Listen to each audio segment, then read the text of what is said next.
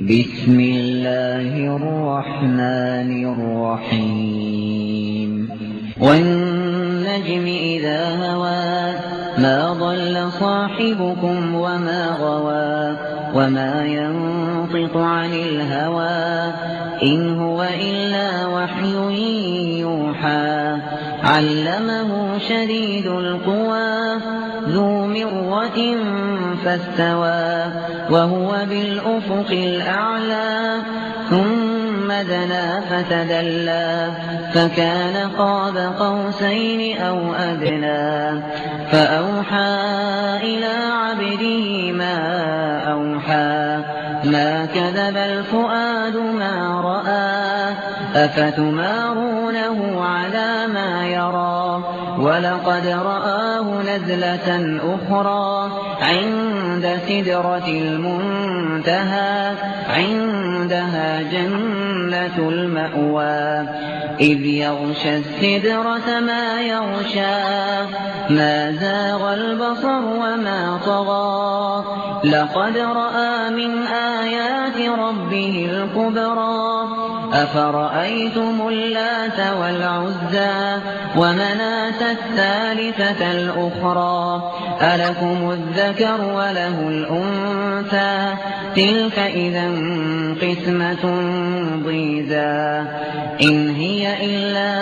أسماء سميتموها أنتم وآباؤكم ما أنزل الله بها من سلطان إن يتبعون إلا الظن وما تهوى الأنفس ولقد جاءهم من ربهم الهدى أم للإنسان ما تمنى فلله الآخرة والأولى وكم من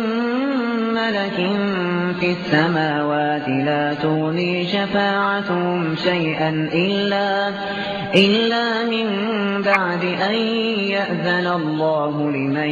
يشاء ويرضى إن الذين لا يؤمنون بالآخرة ليسمون الملائكة تسمية الأنثى وما لهم به من علم إن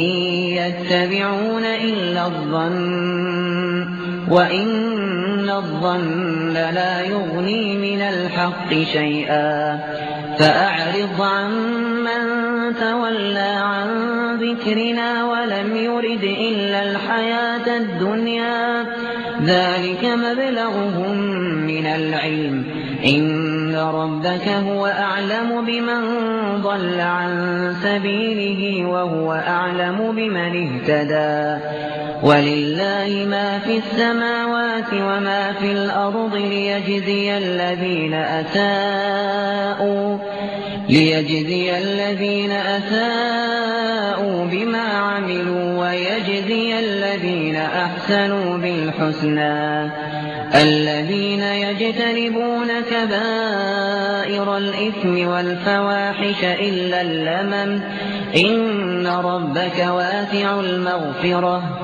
هو أعلم بكم إذ أنشأكم من الأرض وإذ أنتم أجنة في بطون أمهاتكم فلا تزكوا أنفسكم هو أعلم بمن اتقى أفرأيت الذي تولى وأعطى قليلا وأكدى أعنده علم الغيب فهو يرى أم لم ينبأ بما في صحف موسى وإبراهيم الذي وفى ألا تزر وازرة وزر أخرى وأن ليس للإنسان إلا ما سعى وأن سعيه سوف يرى ثم يجزاه الجزاء الأوفى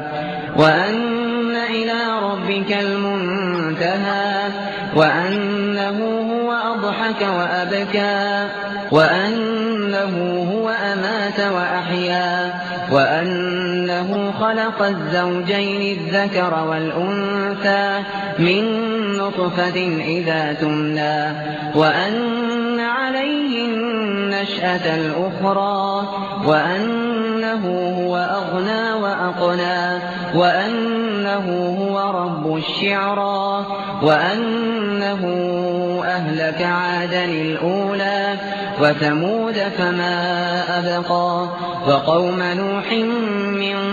قبل إنهم كانوا هم أظلم وأطغى والمؤتفكة أهوى فغشاها ما غشا فبأي آلاء ربك تتمارى هذا نذير من النذر الأولى أزفت الآزفة